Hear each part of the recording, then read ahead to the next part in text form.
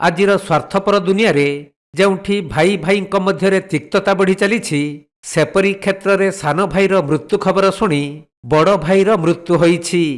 ଏବେ ଦୁଇ ଭାଇଙ୍କ ଜୁଇ ଜଳିବ।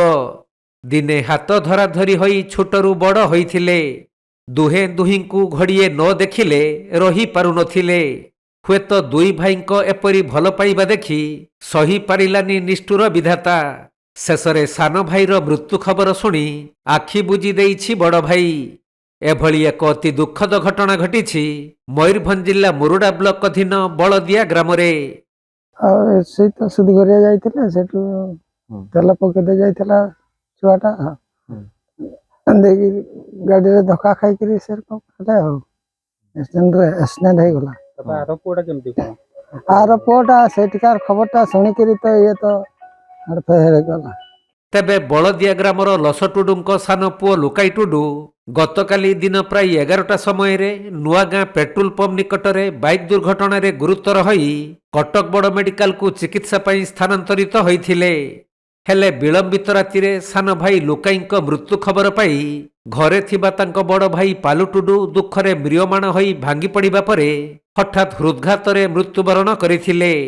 ତେଣୁ ଏ ନେଇ ସାରା ଅଞ୍ଚଳରେ ଦୁଃଖର ଛାୟା ଖେଳି ଯାଇଥିବା ବେଳେ ପରିବାର ଲୋକମାନେ ସମ୍ପୂର୍ଣ୍ଣ ଭାଙ୍ଗି ପଡ଼ିଛନ୍ତି।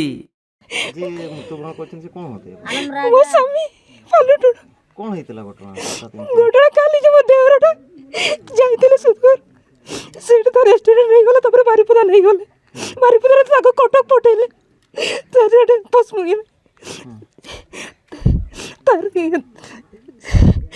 ସେଇଠି ତାର ମୁଁ ଶୁଣିକରି ସେ ମୋର ସ୍ୱାମୀ ବି ସେଠି ହାର୍ଟ ପେସେଣ୍ଟ ହେଇଗଲା। ସକାଳ 4ଟା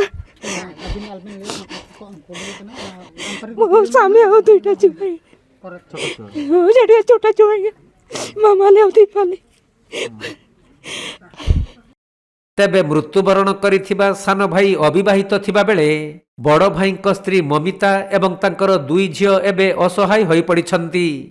2 ଝିଅଙ୍କ ମଧ୍ୟରୁ ଜଣେ ତୃତୀୟ ଏବଂ ଅନ୍ୟ ଜଣେ 4ର୍ଥ ଶ୍ରେଣୀରେ ପଢ଼ୁଛନ୍ତି।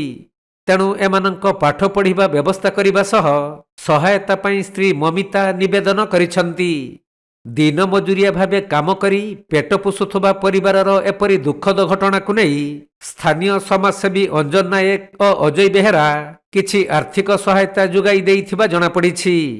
ସେପଟେ ମନ୍ତ୍ରୀ ବିଧାୟକଙ୍କୁ ଜଣାଇ ଏହି ପରିବାରକୁ କିପରି ସାହାଯ୍ୟ ସହାୟତା ମିଳିପାରିବ ସେ ନେଇ ଚେଷ୍ଟିତ ହେବେ ବୋଲି କହିଛନ୍ତି ସମାଜସେବୀ ଘାସିରାମ ବେହେରା। ବର୍ତ୍ତମାନ ସମୟରେ ବସ୍ତୁବାଦୀ ସମୟରେ ଏ ଗୋଟେ ବିରଳ ଘଟଣା ବୋଲି କୁହାଯାଇପାରେ ଯେ ଭାଇକୁ ଭଲ ପାଇ ଭାଇର ମୃତ୍ୟୁ ଖବର ପାଇ ଶୁଣି ଆଉ ଜଣେ ଭାଇ ହାର୍ଟଫେଲ୍ କରିଯିବା ଭଳି ଘଟଣା ନିଶ୍ଚୟ ଦୁଃଖଦାୟକ ଘଟଣା, ଯେଉଁଟାକି ଅଞ୍ଚଳରେ ବର୍ତ୍ତମାନ ଗୋଟେ ଶୋକାକୁଳ ପରିବେଶ ସୃଷ୍ଟି କରୁଛି। ପ୍ରତି ଘରେ ଏ ଘଟଣା ଏବେ ଆଲୋଚନାର ବିଷୟ ପାଲଟିଛି ଏବଂ ସମସ୍ତଙ୍କ ଆଖିରେ ଲୁହ ଅଛି। ଏଇ ଯେଉଁ ଘଟଣା ଘଟିଲା, ଯେଉଁ ଦୁଃଖଦାୟକ ଘଟଣା, ମୁଁ ଆମର ସ୍ଥାନୀୟ ବିଧାୟକ ତଥା ମନ୍ତ୍ରୀଙ୍କ ପାଖରେ ନିବେଦନ କରିବି ଅଞ୍ଚଳବାସୀଙ୍କ ତରଫରୁ ଏ ଅସହାୟ ପରିବାର ପାଖରେ ପହଞ୍ଚିବା ସହିତ ଅସହାୟ ପରିବାରକୁ କେମିତି ସରକାରୀ ସହାୟତା ମିଳିପାରିବ ସେ ଦିଗରେ ସେ ନିଜେ ବ୍ୟକ୍ତିଗତ ସ୍ତରରେ ଉଦ୍ୟମ କରି ସହଯୋଗ କରିବା ଆବଶ୍ୟକତା ରହିଛି। ମୟୂରଭଞ୍ଜ ଜିଲ୍ଲା ମୁରୁଡାରୁ ଜ୍ଞାନରଞ୍ଜନ ବେହେରାଙ୍କ ରିପୋର୍ଟ, କୋଣାର୍କ ଲାଇଭ୍।